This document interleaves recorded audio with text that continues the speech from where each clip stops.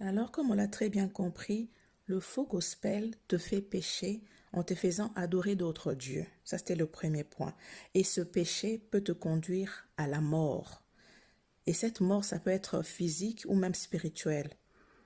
La mort physique, donc on t'enterre, tu pars carrément. Et puis dans le second plan, une mort spirituelle, donc dans l'au-delà encore, tu rates le royaume des cieux. Et tout ça à cause du faux gospel. Donc via le faux gospel, la porte est ouverte et la mort est entrée. Une mort, je peux dire, multidimensionnelle, à la fois physique ou spirituelle, ou même les deux, physique et spirituelle.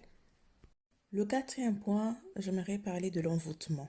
Je pense sur ce point, beaucoup vont également reconnaître ce point-là. Vous allez constater, certaines personnes deviennent des fans, vraiment des super fans des artistes, plus que Jésus lui-même. Ils vont clairement commencer à défendre cette personne contre vents et marées, même s'il est dans l'erreur. Ils vont vraiment l'idolâtrer. Il devient comme une forme d'idole. Le défendre, même dans la bêtise, bec et ongles. Même parfois, vous allez voir, il y a plusieurs éléments qui démontrent clairement que l'artiste en question n'est pas de Dieu ou qui n'est plus avec Dieu, ça saute aux yeux. Parfois, on n'a même plus besoin de les démontrer via des révélations ou quoi que ce soit, mais tu vas voir, la personne va dire que non, c'est faux, il va s'entêter, il va s'acharner sur vous, il va commencer même, limite, vous insulter, se fâcher. Donc voilà, ça va aller dans tous les sens. Dans ce cas-là, tu vas juste comprendre que cette personne est rendue esclave.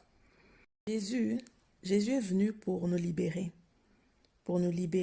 pour vraiment qu'on ait la vie en abondance, qu'on vive pleinement, qu'on soit libre, qu'on ne mène plus une vie d'esclave, mais via le faux gospel, via les envoûtements qui va avec, tu redeviens esclave.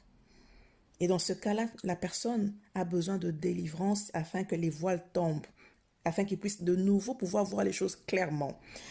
Non seulement au niveau de l'esclavagisme ou d'idolâtrie, le faux gospel peut notamment amener le chrétien à faire les choses qu'il avait déjà abandonnées. Tu vas voir, la personne avait déjà abandonné certaines choses, il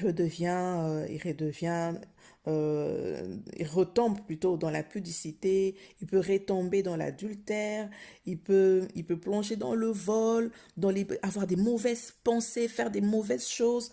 Voilà, tellement que la musique est spirituelle aussi. La musique, comme on parle ici du faux gospel, cette musique est connectée aux esprits impurs, tellement que c'est connecté aux esprits impurs pendant que tu les chantes, pendant que tu danses sur ça, pendant que tu